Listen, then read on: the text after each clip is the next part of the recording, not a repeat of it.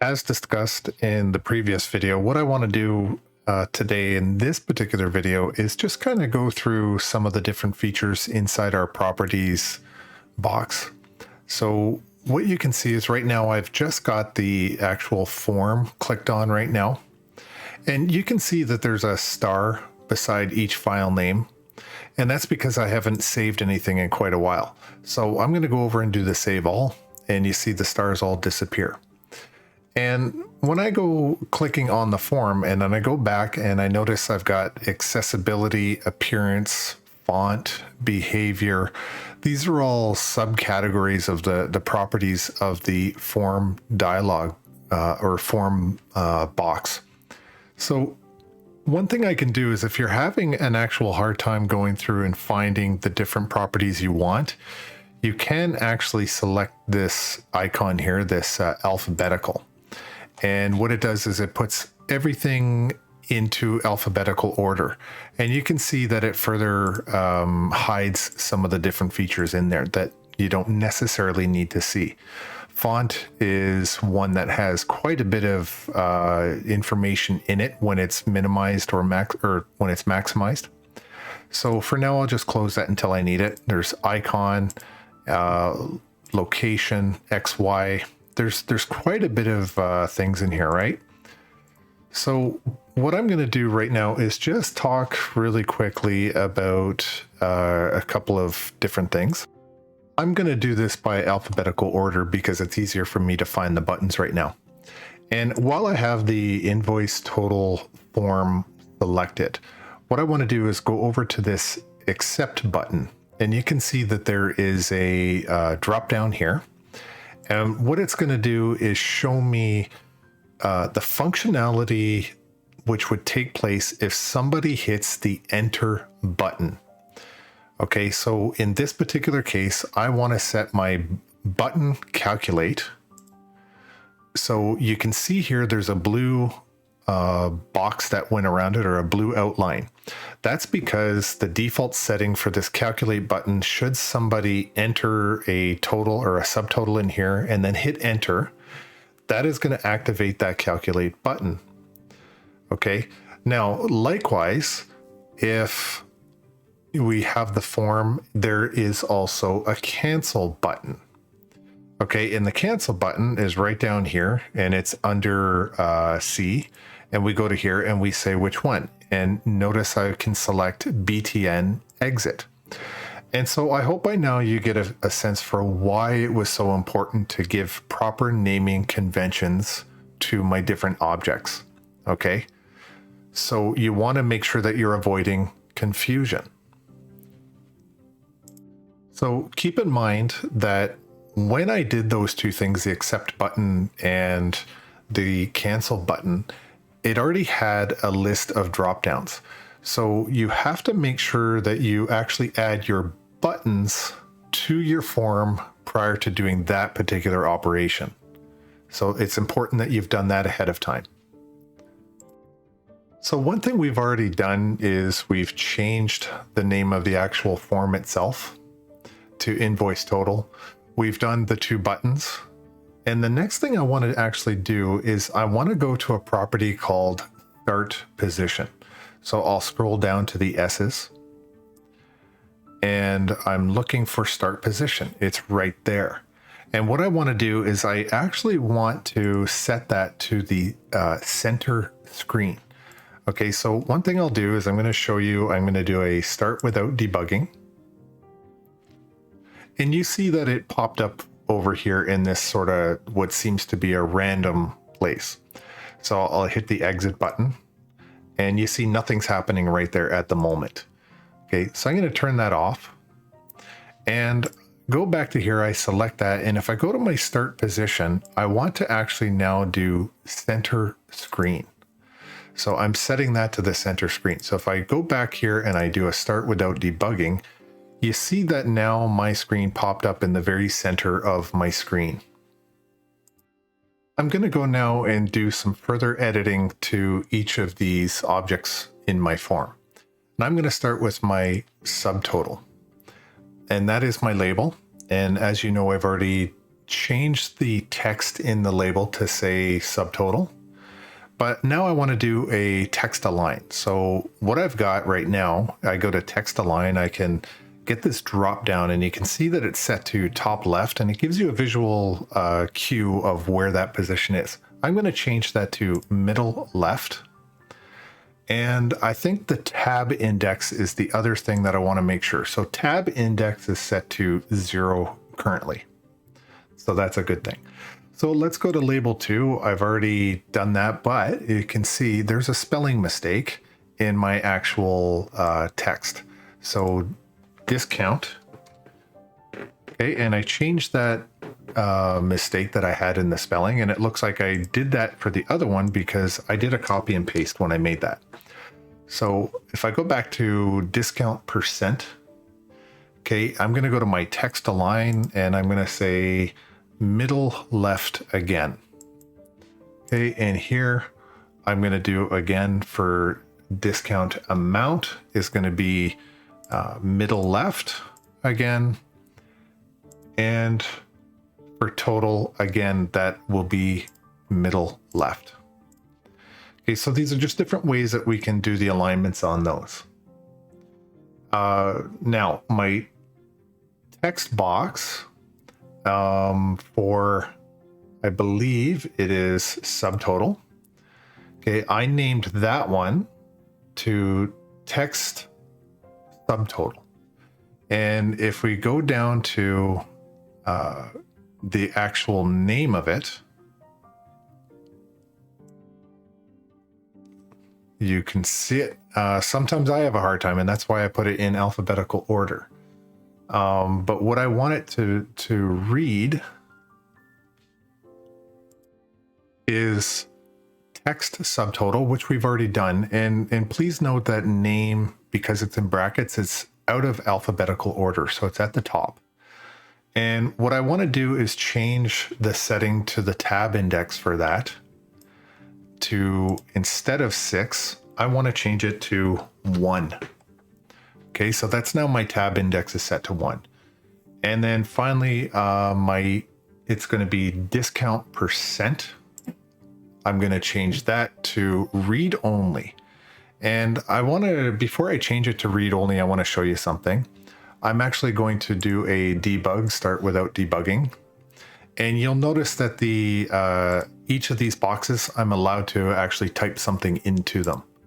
Okay, so that's why we're going to deal with the read only. So if I go to discount percent and I click on the text box there, and I now go to read only, it's here and it says false. I'm going to set that to true. And you can see even on my screen, I hope, it changed the shade to a slightly gray. Okay, and then the next thing I want to do is check my tab stop. Okay, and that is set to true, but I'm actually going to set that to false. So what it's saying is, hey, don't stop your tab on that particular position. Okay, now let's go through some of the other ones. So if I go to discount amount, I'm going to set that one also to read only. Okay, set that to true. And my tab stop is going to be set to false. And I'm not going to worry about my tab index for now. And let's go to total.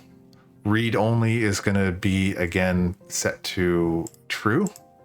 I want that read only. And tab stop. Let's see, what do I want for tab stop? I want that to be set to false as well. So all three of these, the tab is not going to stop and they're read only. Okay, so now I'm going to click on my calculate button. Okay, and then I go to text and I'm actually going to change something in the text. Okay, so if I scroll down here, I'm actually going to, you notice there's a drop down. What I want to do is actually add an ampersand. It's the and sign in front of it. And I'll tell you about that later on. Okay, so that's what the text is going to be. Okay, and what you notice here is, I don't know if you can see it on your screen, but hopefully you're following along. a little line underlined the capital C. Okay. And what I'm going to do is set my tab index to 2 instead of 4. So that's going to be set to 2. The next one I want to change is exit. And with exit, I'm going to change my text slightly as well in my text. I'm going to click on that, and not in front of the E, but in front of the X, I'm going to put the ampersand right here. And you'll see the underline underneath the X. Okay, and then my tab index, I'm going to set that to 3. Okay. Good. Now, there is one more that I want to go back up and change, and that is going to be my label for subtotal. Okay, so when I go back to my text in here, I'm going to add an ampersand right here as well. Okay, and you'll see an underline under subtotal. Okay, and there it is. So I'm going to go ahead and save that. So let's just for fun do a build solution. Nothing I expect is going to happen, but every once in a while it's good to just go and do a build and make sure everything is okay. So now I'll do a start without debugging. Okay, and I'm going to hit the tab button, and you're going to see that it goes from the subtotal to the calculate to the exit. And it just goes in that continuous location. Now I want to try debug, start debugging. You can see that it came up here and my tab still works, no problem. And now I'm going to hit enter, and still nothing happens with our exit button. And we're going to get to that soon. So I'm going to turn that off, and you can see that everything else shut down just fine. The next thing I want to do is go into my Solution Explorer over on the right, and I want to actually now change the name of my form. Now remember that in here we changed basically the form in the properties. Okay, it's one way to refer to it, but this is a different thing altogether. In this particular case, I'm now going to change not the object, which is the form, but I'm going to change the file that the form resides in. So in this case, what I want to do is I want to change that from form1 to the invoice totals. And the way I'm going to do that is I'm going to click on it, and I'm going to right click, and I'm going to do rename. So please don't get ahead of me until you see how I demonstrate this. Okay. And before I do that, maybe what might be appropriate is just to confirm, right? We have form invoice total, and we have the namespace invoice total. Okay. And so that is those objects that we were talking about. Okay. But when we get up into here, we have some different things. So there's form invoice total. This is running. This is actually instantiating the form at startup, and some other things. So we really don't have much in the way of code yet. But what I want to do is I want to change that, and I'm going to change it to be, I'm going to go down here, and I'm going to name it FRM for form invoice total. Okay, and I'll leave the .cs. So I've left that on there, and you can see that other things have also updated. Okay, so where that used to say just form or form1, it's now updated to say form invoice total. Okay, and you can see at the top, it also changed the name of those files. Okay, so really important to understand the difference between the object and the file that the object is currently sitting inside of. Before we start getting into filling in the code that makes all of this functional, one thing I want to do is just show you how to get to your project file, just in case for some reason you forgot where your project file is. So you can just go to the solution, right click on it, And right down near the bottom, you can say open folder in File Explorer. And what that does is it actually will give you the location where your file is stored. And notice that it's separated out between the project files in the solution file. Okay, so inside the project file folder, this is where you have all your independent project files. Okay, and these are different files that you probably don't want anything to do with right now. And inside your bin, your debug, your Netcore app 3.1, there's a bunch of different things, including this DLL. Okay, so for the most part, you don't really want much to do with object or bin. And in here, you have all the different project files. Okay, so we've got project.cs, we've got designer, we've got form, invoice, total. Okay, so those are the projects that are inside the file directory for that project. Okay, so let's now get into creating some functionality. I'd like to take this opportunity right now to kind of break up a little bit what I was talking about earlier and just look at a little bit of theoretical information about programming. And I said in the past that I was going to come back in a little more detail, talk about the difference between a class and an object. And I want to do that right now. And plus I want to throw in a couple of little tidbits here. And what you see here on the screen is very true, that we deal with variables, okay? And sometimes we call these properties as well. So variables and properties, they're very interchangeable, right? But what's really important to understand here is that it doesn't matter which software language that you're operating in. You always have variables. That's true whether it be Python, JavaScript, C++. It doesn't matter. You have variables. Okay, and the key takeaway here is the fact that a variable is a noun. Okay, and a noun is a person, place, or thing. And what's interesting about that is we typically will label our variables as a singular kind of a name.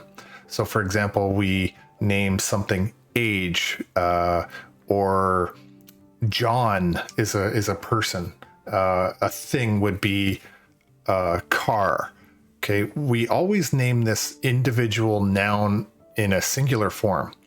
Okay, so when we look at this, we say mailbox, keyboard, pot of gold. Okay, these are just variable kinds of names. They're all nouns. Okay, now what's more important to also understand is this, is that functions, which are sometimes called methods, are verbs. Okay, and you can see here it says person, which is a noun, is being acted on by this variable. Okay, and it has an action word. So a verb is an action. It performs some sort of an action. Okay, so this is where we have to start thinking about functions or methods as verbs. And we got to think about variables as nouns. Okay, and really what does this have to do with anything? Okay, and it's this idea that we have person, which is noun, runs, which is verb, okay, inside the function. So we're combining nouns and verbs to produce an action, okay? And we can take that one step higher, okay? And we can start to develop our own user-defined nouns, which another way of saying is a class, okay? And if we look at it this way, we're gonna look at a class, okay? And typically a lot of programming languages, they're gonna define their variables or their properties, or sometimes even called attributes, and they're gonna define their methods or their verbs. And you can see here, I have them labeled as nouns and verbs, and I'm creating this class called a dog. And what you have to understand is at this point, all I'm doing is creating a blueprint. This is literally a blueprint of a dog, okay? And so when we create this blueprint, as we further define it, what we want to do is start looking at the data types. Is this an integer? Is this a Boolean? What kind of data type is this for this particular property? Okay, and then we also have member functions or methods. And, if you haven't really thought about it in this way before, when you're creating your classes, notice I've got string name, color, I've got int age. Okay, I'm never going to put those nouns or those variables or properties inside my class unless I combine them with the verbs. Okay, so I need to have these properties in here so that I can combine them with the methods. And what you see here, for example, is this set values. I've got my string name, my int age, and my string color. They are all properties that come from the nouns specified inside my class. Okay, and you can see here I've got a couple of very special methods. I've got the constructor and I've got the destructor. Now, in this particular example, this is C++ code, but it can be just as easy C# or another programming language. Okay, so what's really important is that you understand the relationship. I would not have any of these nouns or properties in the class unless I planned on using them inside the verbs or the methods or functions. Okay, so there's no reason for them to really be there unless I'm going to combine them with some sort of a verb. Okay, so this is really when we go back to our slide, and this starts to make a little more sense now. Okay, my person, which is my noun, is running. Okay, and that is ultimately what gives me my function. Okay, so this brings us to the next piece of this. We typically will divide between private and public access. Now, typically the rule of thumb is that your member variables or properties, they stay protected in private, but you give public access to all of your methods or functions.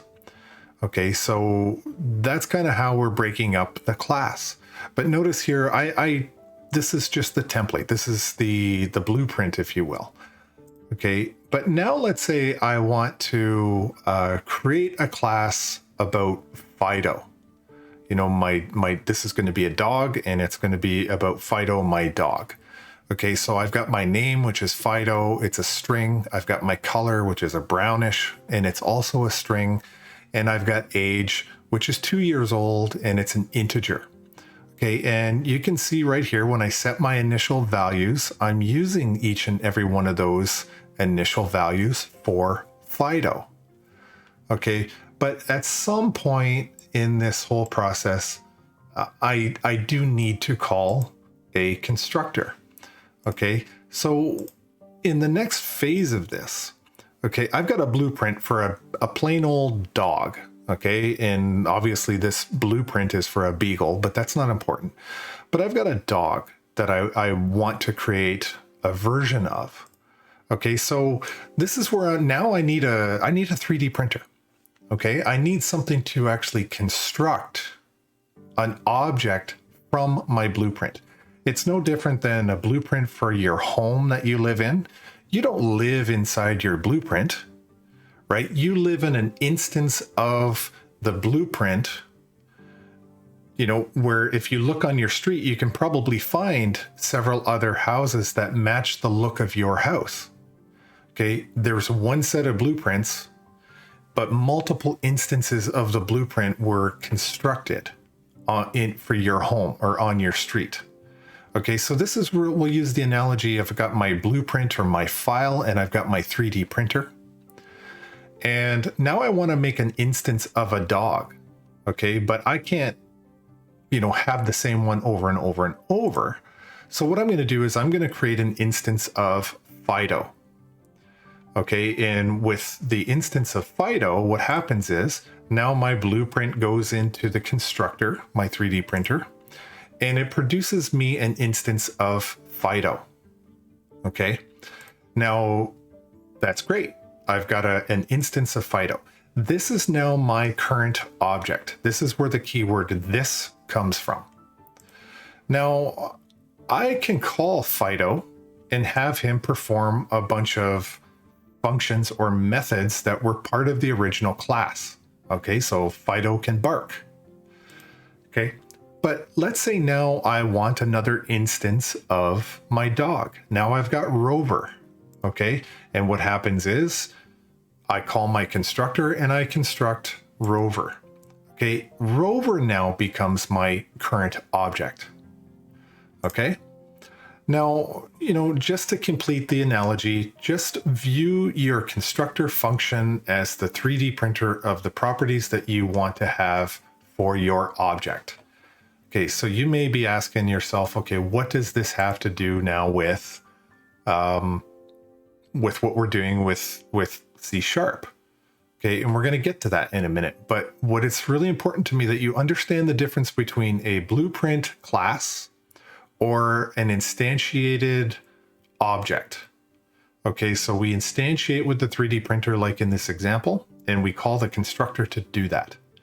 But we're calling the constructor is actually constructing from a blueprint, which is our class.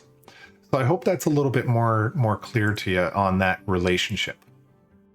But now that we're back in Visual Studio, I want to just kind of bring this full circle to point your attention to a couple of things. Now, I said previously that when we go into the toolbox and we're looking at these individual tools, what they're actually representing is the class. This is the blueprint. And if you remember earlier on, one of the things I did is I took a label and I brought it out to here, okay? And I'm just going to dump it anywhere. And the moment I let go of my left mouse button, you're going to see it creates this label 1. I have now instantiated, I've called a constructor, and I've instantiated this label. Okay, and maybe I'll get rid of that one, and let's say I get something a little more interesting looking. So maybe a text box. I don't know if that seems a little bit more concrete, or even a button. Let's take a button. A button seems to be a little bit more of a concrete item. Okay, so when I look at this button, okay, I can look at the properties, which is all of this here. Okay, everything about this button. And I previously talked about properties. Well, these are all the properties associated with that particular object. Okay, so I've instantiated button number 1, and button number 1 has all of these properties. Now, I just want to clarify one little nuance here before. I talked about methods and properties and objects and variables and all that kind of stuff, right? The different words that I'm throwing around. But in reality, when I talk about a property, it's kind of like saying this is the combination between a variable and an actual function or a method. Okay, so you'll notice that each one of these little things, these properties, when I manipulate them, have some functionality built into them. So they're the combination between functions and variables inside that, and we refer to that collectively as a property. And I hope that that's a little bit more clear. Okay, so just to go over the terms, over here we're talking about the class. When I take something from the class and I drag and I drop it, that instantiates an object of it from the class, from the blueprint. Okay, and then I have all of these properties from which I can choose to make manipulations to the functionality of that button. But we can also then go in and do more manipulation. We can make our own classes. We can write the functionality that coincides with those particular objects. So we can add to the functionality of those things. And the way we do that is through very specialized method calls.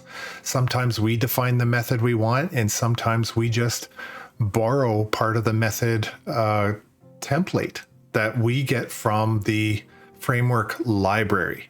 Okay, so sometimes we go to the library and we pick one out and we use it, and then other times we have to create our own.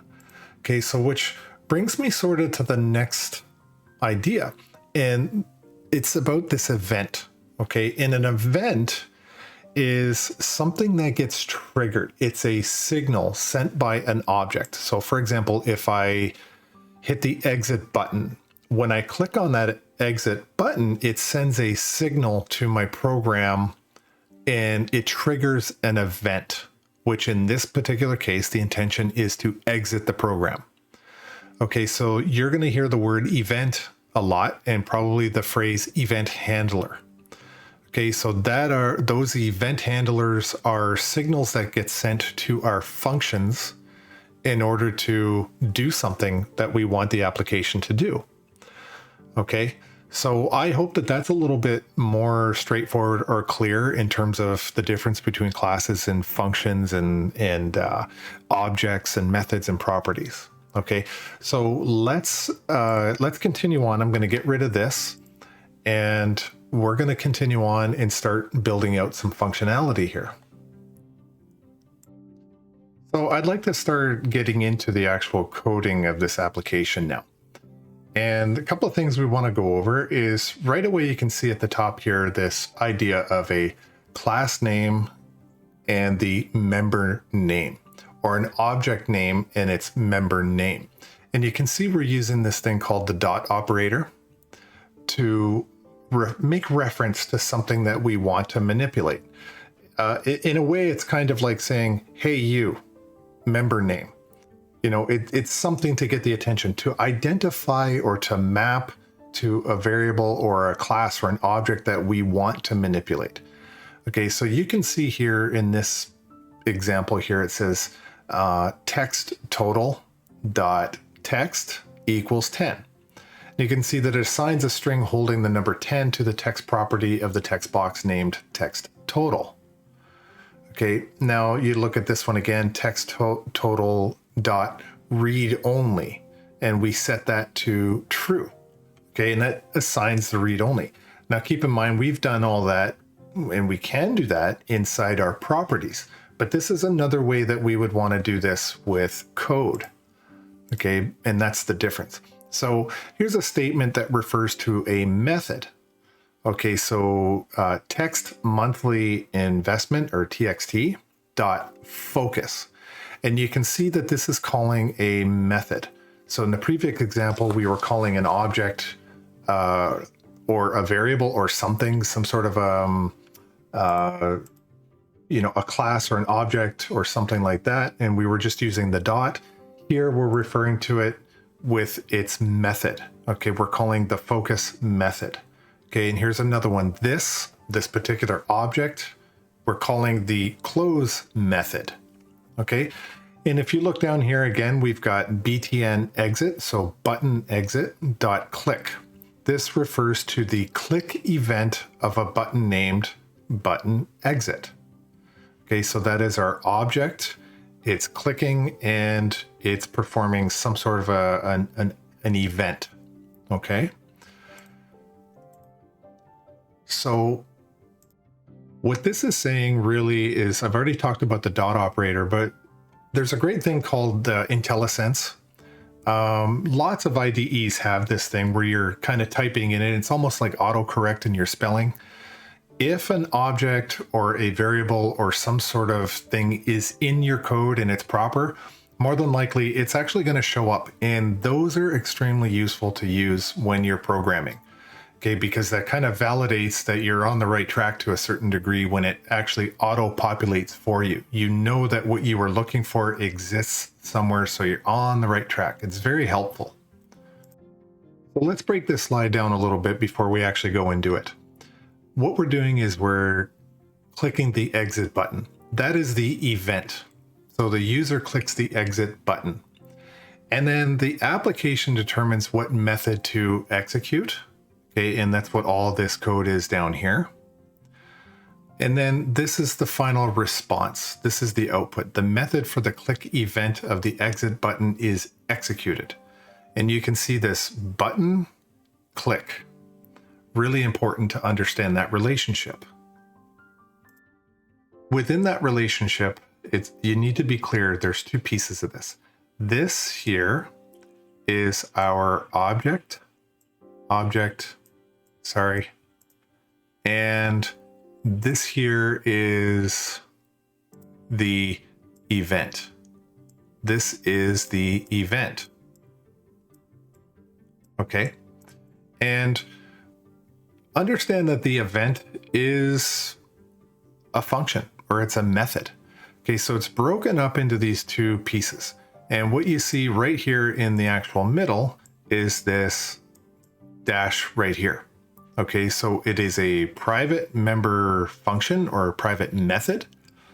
And what's happening is the object is being called, the event is happening, and then the response is to do this, to close it.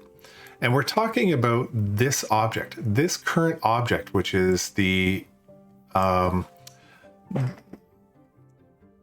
current object of the application that you want right now is going to perform this method call inside here, the close. Okay, so what you'll see is the actual form will close based on that function call. What I have here is common control events. So I've got an event to click, I've got double click, I've got enter, I've got leave. Here are some common form events because these were for controls. These are forms. I've got load, closing, and closed. And there is a difference between closing and closed. So this just shows how applications respond to events. So Windows Forms applications work by responding to events that occur on objects. To indicate how an application should respond to an event, you code an event handler, which is a special type of method that handles the event. To connect the event handler to the event, Visual Studio automatically generates a statement that wires the event to the event handler. This is known as event wiring. An event can be an action that's initiated by the user, like the click event, or it can be an action initiated by the code program like close event. So let's look at this from a practical sense. Remember before where I double clicked on this label and it opened up a brand new project file? Well, I'm going to do that now with my exit button. We're going to do a little bit of coding in our exit button.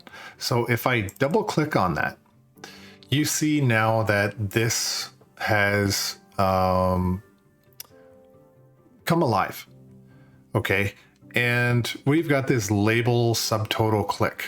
So this is sort of a remnant from the last time when I had that label.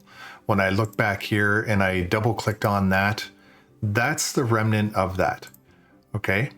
So what I want to do is I'm going to go in and just delete this because I don't need to have it there. And I expect that I'm probably going to get an error. And there it is. So I'll go back into this line of code right in here. Sorry. And I'm going to delete that. Okay, so let me close that out and go back to where I was.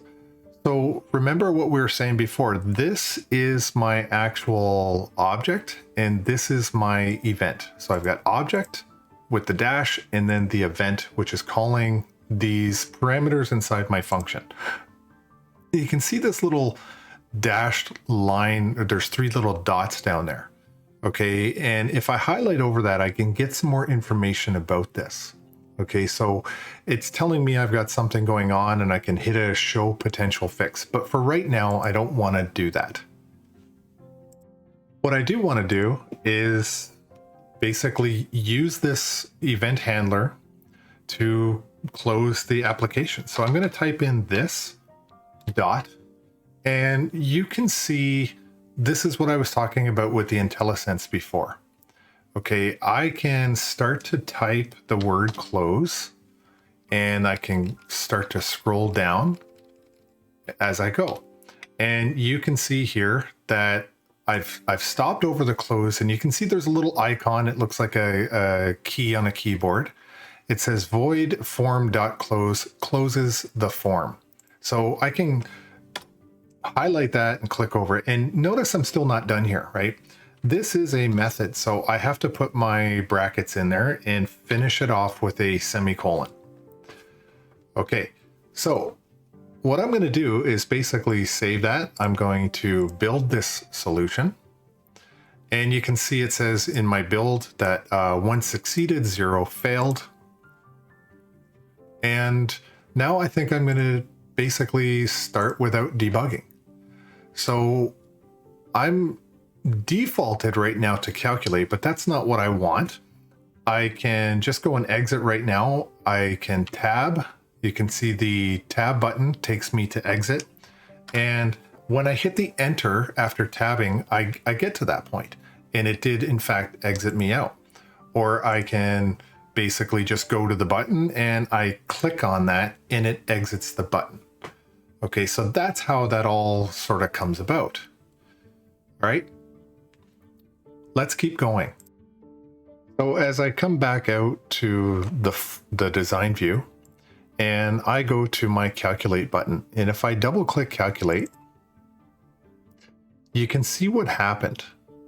Okay, my button calculate was clicked and it created this functionality for me.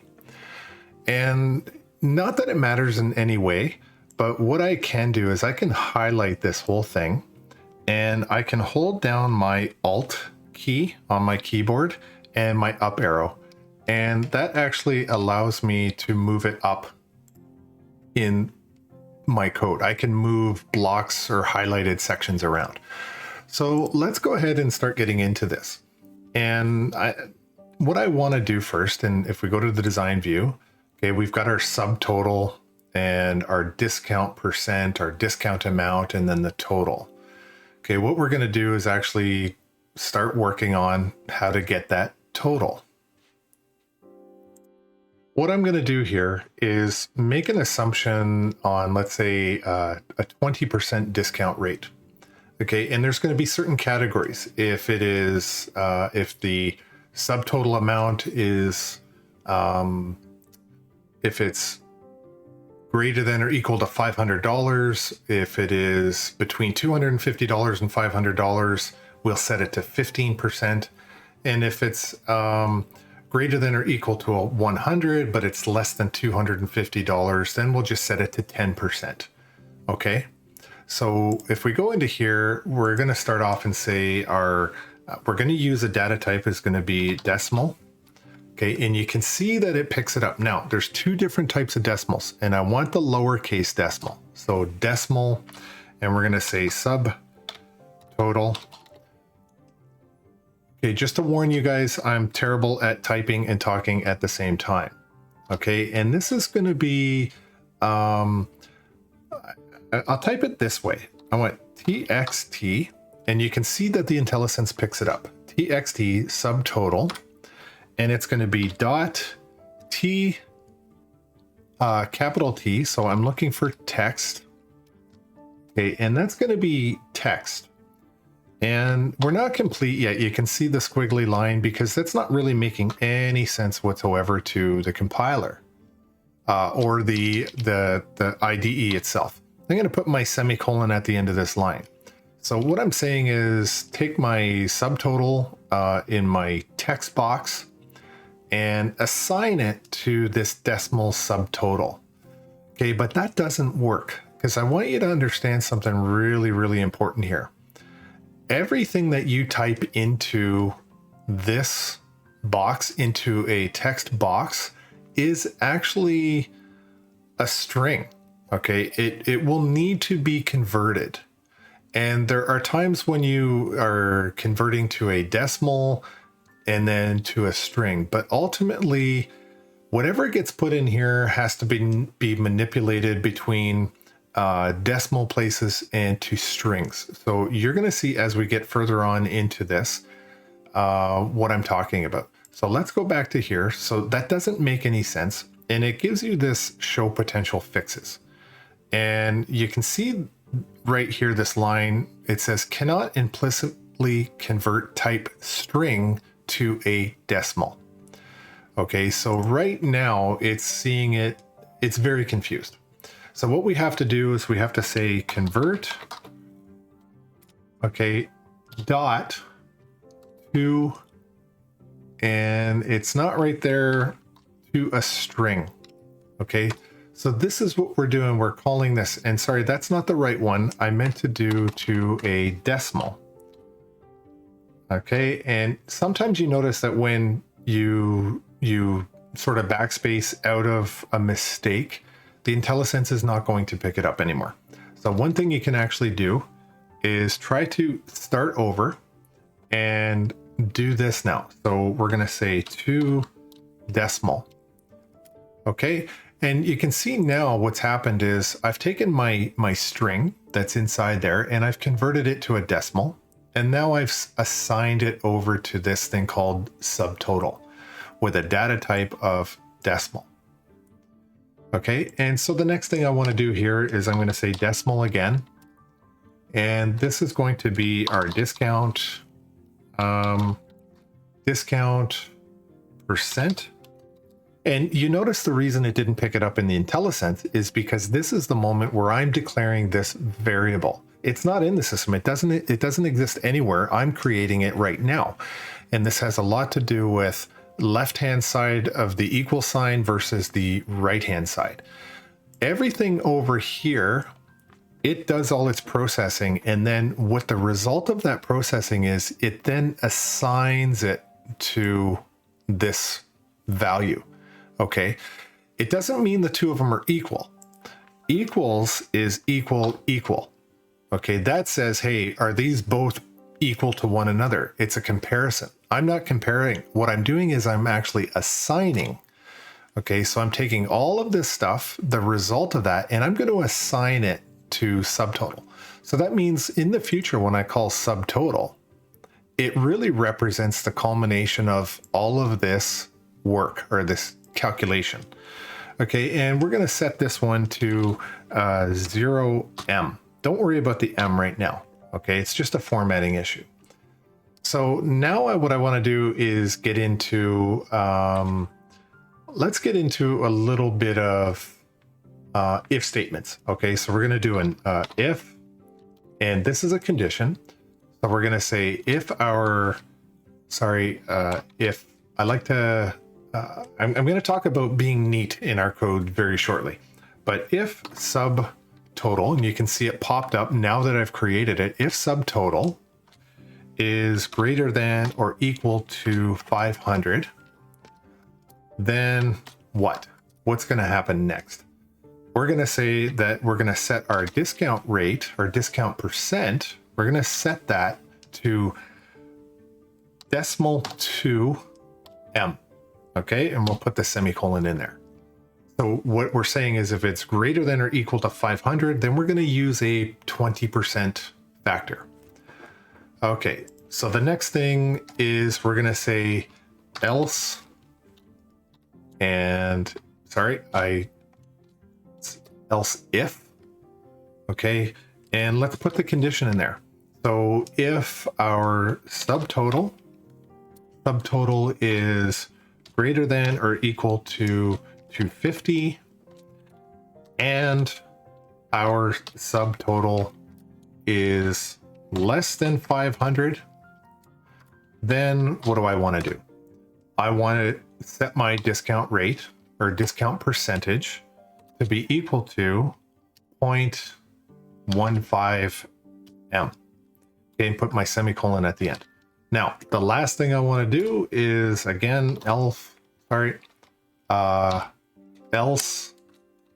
if my subtotal, again, subtotal is what?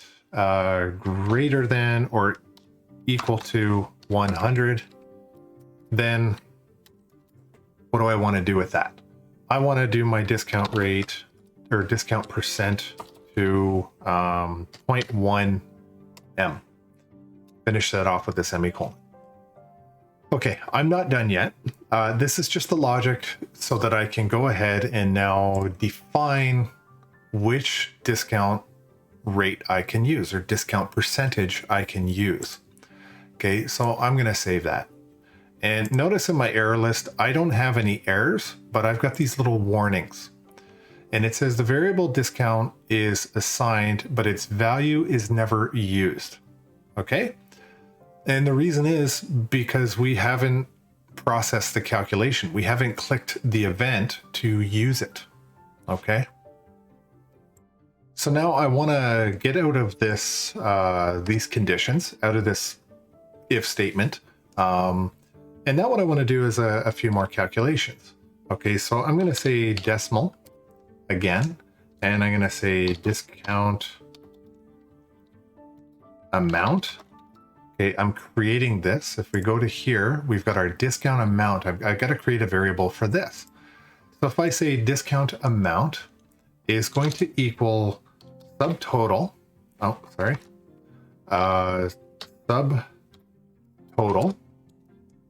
and it's going to be times my discount percent. Okay, so I've taken this subtotal and I've multiplied it by this discount percent. So I've taken the two variables that I've now, at this point in, if you look at it from top down to bottom, you can see that there is some work that's already going on now. Okay, so I'm going to do that calculation, and this calculation is going to be executed, and then it's going to be assigned to discount amount. And again, you can see that I haven't actually used this yet. Okay, so the next line is going to be another calculation. So if I say decimal and I say invoice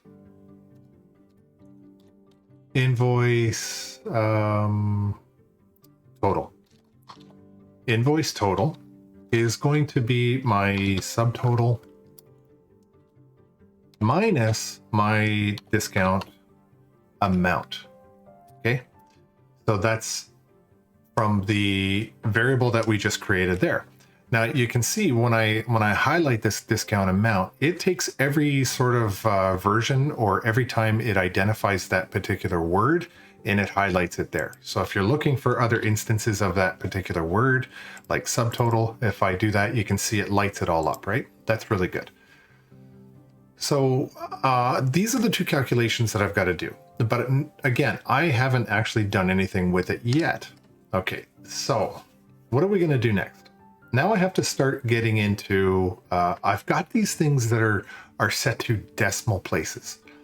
But like I said earlier, these have to be converted into strings. Okay, so they're in a decimal place. They started off, when you type it in, it started off creating a string, but it then had to convert it to a decimal. Okay, so for whatever I typed it in here, which was this, I then had to convert it to a decimal. I did all this calculation work down here. Okay, and now I have to start converting back to a string. So this is what we're going to do. We're going to say text discount percent dot text is now going to be assigned the result of this discount percent, but this has to be converted to, sorry, not a comma, a dot to string. And you can see it right there, this to string.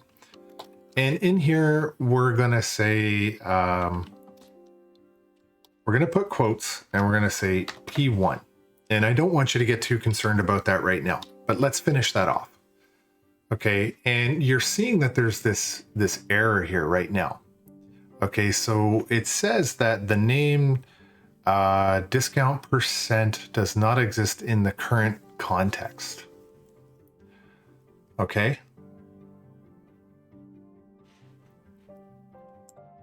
And you see this light bulb over here. This is actually called live code analysis, is what's happening. And you can see, obviously, I've got the error down here that is telling me the name text or txt discount percent does not exist in the current context, right? So I can click on here and get potential fixes.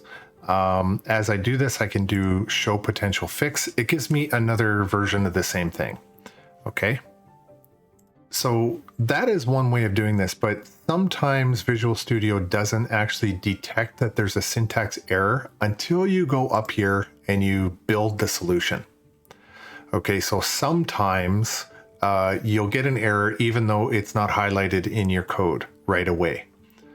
Okay, because this is taking the error from that particular line, but there might be errors within relationships that you have across multiple files and functionality. So remember we were talking about the different naming conventions before. And what I'm trying to do, you can see where the error is, discount percent, which is this box itself, this text box. Okay, and what I'm trying to do is I'm trying to say that I want to convert all of this calculation back into a string and then assign it back to the box itself. But here's the problem that I have. If I go to my discount percent text box, I click on it, and now I go over to my properties. Look at the name that I've given it. I still haven't updated the name. So one thing I can do is I can go over to here and I can highlight this. I can copy it, go back, and in the name, I can now change that to say text discount percent. Now, a point on copying and pasting. Whenever possible, I always try to do that, because if I spell it wrong in one place, but I spell it correctly in another, it's going to be very, very difficult for me to debug that. So my preference is always just to actually copy and paste, and I'll copy and paste the spelling mistakes and everything if I have to. Okay, so that's one issue that we've got there. So I'm doing that currently, and now I'm going to do this other one, txt. Okay, discount amount. Okay, dot text is going to have the assigned value of discount amount dot toString, and inside here I'm going to say C. Okay, and these are just formatting things that we're not going to worry about for the moment. But again, notice I've got this error. So let's say show potential fixes. Now, what does it say? Okay, it doesn't give me a really good clue there. Maybe not a great clue there. Doesn't give me great clues. So, you know, there are limitations to the potential fixes that it'll give you. So I'm going to save that name, go back to my design. I'm going to go to my amount and go all the way up to name. And I'm going to paste that in there. Okay, and you'll see that the error should go away. Great, it does. Now the last one I want to do is I'm going to say txt total dot text, and that's going to be invoice total dot toString, and inside the toString again it's going to be C, which is currency. Okay, and I'm going to put the semicolon in there. Now, it's happening to me again. I still don't have that in there, so I'm going to go back. And so what I really want to highlight there is that you have to be very diligent with naming conventions and being very organized the way you're doing this stuff. Okay, so let's go, and I'm going to save everything, and I'll go back to here, and you notice the error has gone away. All right. And, you know, obviously we've already done the close method. Okay, so I'm going to save that again. And just for fun, I'm going to hit the build solution. And it's going to tell me that I don't have any errors or failures throughout my code. And if I go to build, I'm going to start without debugging. And let's test this out. Okay, so we're going to start with testing it out for $1,000. Okay, and you notice that the calculate is highlighted. And if I hit enter, it does the calculation. Okay, and so when we go up to here, notice the symbol right here, this percent. That was this right here. That's my percent symbol. That's what the M is.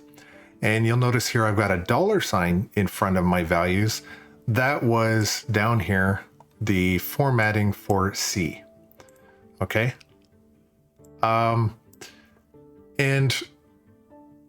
so what we're going to do is test out the next sort of category. So I'm above 500. Now let's go to 400. Let's change this to 400 and calculate that. And you can see that it drops it to 15%. It calculates the value and then it subtracts $60 from the 400 total. And let's do this one more time. I'm going to say $95. Okay. Look at that. Interesting. There's no actual deduction. Okay. So that tells me maybe I've got an error. Should I go in and check that? Okay. But you notice I've got an error in the program, but I don't have any sort of errors or syntax errors or compile errors or anything like that. But functionality, I have errors. And the issue is this. So, and I'm going to raise 2 points here. One, I can go in here right now and I can do some editing. And the reason I can is because I've done a debug start without debugging. Okay, so I can go in and I can make some modifications to this code and then rerun it easily. But if I was in debug, start debugging right here, I would not be allowed to go in and start typing stuff and have it automatically save and update. Okay, so if you can see here, I've got less than $100, but I'm also, I haven't really defined that outer limit again. So what I want to do is I'm greater than or equal to 100, and I want to say my subtotal is less than 250. Okay, so that changed the dynamic altogether.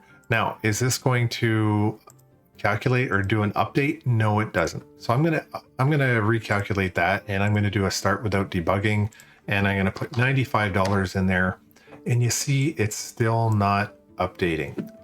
Okay, so I still have some sort of syntactical error in here. Okay, it's my job now as the programmer to go in and figure out what's going on. Okay, and if you look at my logic, what does my logic say? If it's greater than or equal to $100, but it's less than 250, use 10%.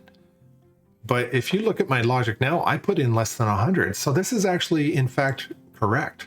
So let me change this to $125 and do the calculation. Now you see it updates to 10%.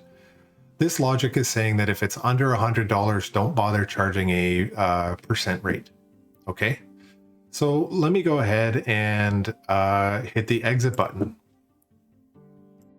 So the last thing I want to do is I want to talk a little bit about commenting and about readability of code. Okay, some of this is just pet peeve. Some of this is just I hate it. And some of this is, this is how we use the code commenting tools. So obviously, like other software languages, // lets me do a comment. Okay. And if I want to have several lines of code, I'm just making this up. Okay. I can do a whole bunch of stuff, and I can highlight it, and I can go up to these little icons right here. It says comment out the selected lines, and you see it doesn't change any of the formatting, but it does just add the code there. And then I can do the reverse, uncomment that code. Obviously that's garbage. Okay, and there are other tools in here that you can use for commenting. But what is commenting really about? So to be clear, commenting is not about right now what I'm doing. Commenting is to help your future self. Okay, because you may come back to this sometime in the future and say, what the hell was I doing? Why did I do this kind of thing? Okay. And that's really what the commenting is for. It's so that you can be clear about the steps that you have taken in the past. Okay, because there's nothing more miserable, honestly, than coming back, looking at your own code and not having a clue what you've done. And believe me, I know because I've done it too. Okay, so the other thing I want to talk about is I like to comment different sections. Okay, so in here I would say declare variables. Okay, this is where I would put the declaration of my variables. Maybe this is a place that I would say determine percent used logic. Okay. Maybe down here I say begin calculations from variables. Okay, and this is now going to be convert back to string format. Okay, and I'm going to put all this stuff. Now, as you can see, it starts to get really, really bunched up, okay, when I do this. So to be honest with you, I really like to use as much screen space as I possibly can. Okay, I like to do all my if statements, my if else, all my nested stuff. I like to spread it out, have less on a line versus more on a line. Okay, so in this particular case, you know, you can see that I'm maximizing the space with my brackets. To me, that is much cleaner to look at. Okay, and I like to maximize my spaces in between, sort of break it up by functionality. Okay, so when I put in a comment, that's kind of my little block of area that I want to focus on. I want to be able to leave breadcrumbs. And sometimes I actually even do 1 point whatever. Okay, so I like to act like I'm the compiler and I'm starting at the top and I'm working my way down. Okay, so that's one thing that you can do. Now, there's another really cool trick that I like with Visual Studio is to play around with the formatting. So let's say your formatting is a little bit messed up. You can do something called control. You hold down the control key and you type in KD. Okay, and that starts to align. And you can see these dashed vertical lines here. They start to help you with your formatting. And where that becomes important is when you're, you know, you've got this long block of code here and you're going, damn, I've started to lose control or lose track of my bracketing. So that's where that becomes very, very helpful there. Okay. It's when you're trying to do this. And the other thing is, you know, when you highlight over these things, you can get that bracket. Now, another thing you can do is you've got these little plus minus arrows.